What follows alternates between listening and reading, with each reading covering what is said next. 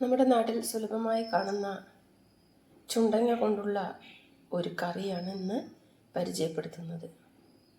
ഒരു പാലക്കാടൻ കറി.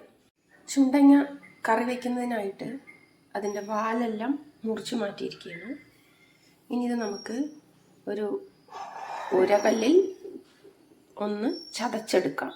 ഇങ്ങനെ ഓരോന്നായിട്ടൊന്ന് കുത്തിയെടുത്താൽ മതി. ഒരുപാട് ചതയൊന്നും വേണ്ട. ഈ പരുവത്തിൽ ചതച്ച ശേഷം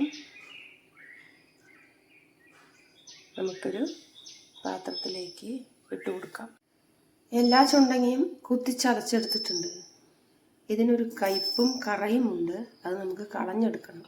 അതിനായിട്ട് കുറച്ച് വെള്ളം ഇതിലേക്ക് ഒഴിച്ചു കൊടുക്കാം.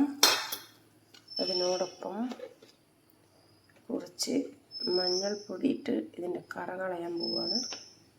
ഒരു നുള്ളു വെളിച്ചെണ്ണ കൂടി ഇതിലേക്ക് ചേർത്ത് കൊടുക്കണം. ഇതൊരു 10 മിനിറ്റ് ഇളക്കിയിട്ട് ഇങ്ങനെ വയ്ക്കുക. അപ്പം ഇതിൻ്റെ കറ പൊയ്ക്കോളും. ചുണ്ടങ്ങയെല്ലാം തന്നെ ഇതുപോലെ വൃത്തിയായിട്ട് കഴുകി വാരിയെടുത്തിട്ടുണ്ട്. ഇനി ഇത് നമുക്ക് വറുത്തെടുക്കണം. ഒരു മൺചട്ടി അടുപ്പത്ത് വെച്ച് വെളിച്ചെണ്ണ ഒഴിച്ച് വെളിച്ചെണ്ണ ചൂടായി വന്നിട്ടുണ്ട്. അതിലേക്ക് നമുക്ക് ചെറിയ ഉള്ളി 5 എണ്ണം അരിഞ്ഞത് ചേർത്ത് കൊടുക്കാം.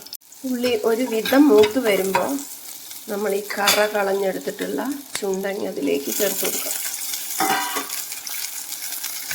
ഈ ചുണ്ടങ്ങ കുത്തിയെടുക്കുമ്പോൾ ഒരു കയ്പിൻ്റെ വാസനയാണ് നമുക്ക് അനുഭവപ്പെടുക.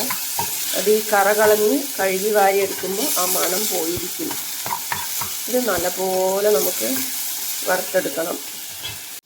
ചുണ്ടങ്ങയും ചെറിയുള്ളിയും ഇപ്പോൾ നല്ല പോലെ മൊരിഞ്ഞു വന്നിട്ടുണ്ട്. ഇനി ഇതിലേക്ക് നമുക്ക് ഒരു തക്കാളി ചെറുതായി മുറിച്ചത് ചേർത്ത് കൊടുക്കാം.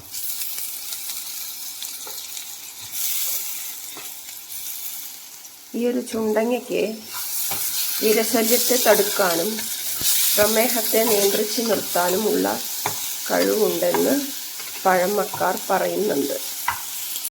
ഇതിൻ്റെ ഇല കൊടിയ വിഷമാണെന്ന് പറയപ്പെടുന്നു.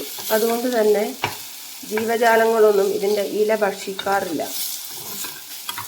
പക്ഷേ ഇതിൻ്റെ ഈ ഒരു ഫ്രൂട്ട്, ഈ ഒരു വിത്താണ് നമ്മൾ ഔഷധ ഗുണമുള്ള ഈ വിത്താണ് നമ്മൾ കറിക്കായി ഉപയോഗിക്കുന്നത്.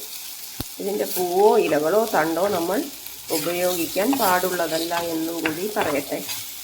ഇപ്പം തക്കാളി കൂടി നന്നായിട്ട് മൊരിഞ്ഞു വന്നിട്ടുണ്ട്. ഇനി അതിലേക്ക് നമ്മൾ ചേർത്ത് കൊടുക്കുന്നത് കുറച്ചധികം മല്ലിപ്പൊടി തന്നെയാണ്.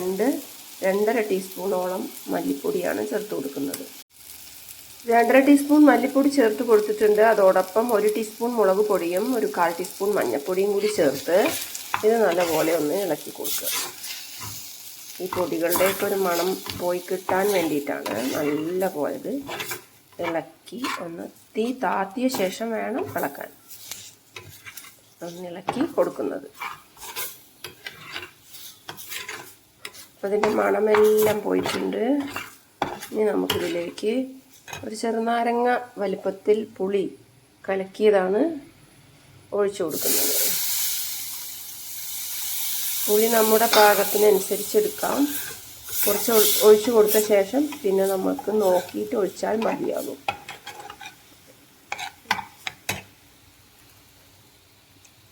നമുക്കിത് ഉപ്പും ചേർത്ത് അടച്ച് വയ്ക്കാം. ഉപ്പ് കൂടെ ചേർത്ത് കൊടുത്തിട്ടുണ്ട്. ഒന്ന് ഇളക്കിയ ശേഷം നമുക്കിത് അടച്ച് വെച്ച് ഒരു 10 മിനിറ്റ് വേവിക്കണം. തീ കൂട്ടി കൊടുക്കാം. ഇനി നമുക്ക് ഈ ചുണ്ടങ്ങ പുളിയിലേക്കുള്ള അരപ്പ് തയ്യാറാക്കാം.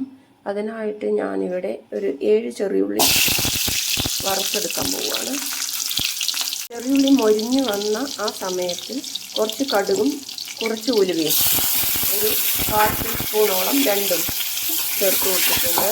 നല്ലോണം മൊരിച്ചെടുക്കുക. ഉലുവയും കടുകും മൊരിഞ്ഞിട്ടുണ്ട്. അതിനോടൊപ്പം ഞാൻ ഒരു 2 കൈപ്പിടി നാളികേരം ചിരവിയതാണ് ചേർത്ത് കൊടുത്തിട്ടുള്ളത്. നാളികേരം കുറേ അധികമൊന്നും വേണ്ട. ഇത് നല്ലപോലെ വറുത്തെടുക്കണം. ഒപ്പം ഒരു 2 കറുവേപ്പിലയും. നാളികേരം നന്നായിട്ട് വറുത്തെടുത്തിട്ടുണ്ട്. ഇത് നന്നായിട്ട് തന്നെ നമുക്ക് അരച്ചെടുത്ത് നമ്മുടെ കറിയിലേക്ക് ചേർത്ത് കൊടുക്കാം. 10 മിനിറ്റോളം ഈ ഒരു ചുണ്ടങ്ങ നന്നായിട്ട് വേവാൻ അനുവദിച്ചതാണ്. നന്നായിട്ട് വെന്ത് വന്നിട്ടുണ്ട്. ഇനി നമുക്ക് ഇതിലേക്ക് നമ്മുടെ അരപ്പ് ചേർത്ത് കൊടുക്കാം. ഇത് നല്ലപോലെ വെട്ടി തിളയ്ക്കാൻ അനുവദിക്കാം. ഒരു 5 മിനിറ്റോളം തിളച്ച ശേഷം നമുക്കിതിലേക്ക് വറുത്തിടണം. ഇനി നമുക്ക് കറിയിലേക്ക് വറുത്തിടാം. കടുകാണ് ഇട്ട് കൊടുത്തിട്ടുള്ളത്. കടുക് പൊട്ടി വന്നിട്ടുണ്ട്. അതിലേക്ക് 4 ചെറിയുള്ളിയും 2 വറ്റൽ മുളകും കുറച്ച് കറിവേപ്പിലയും ചേർത്ത് കൊടുക്കാം.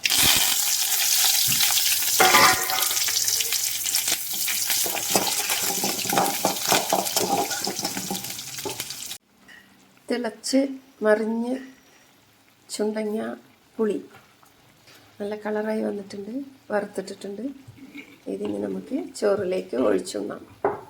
നല്ല ടേസ്റ്റ് ആയിരിക്കും. Try guys.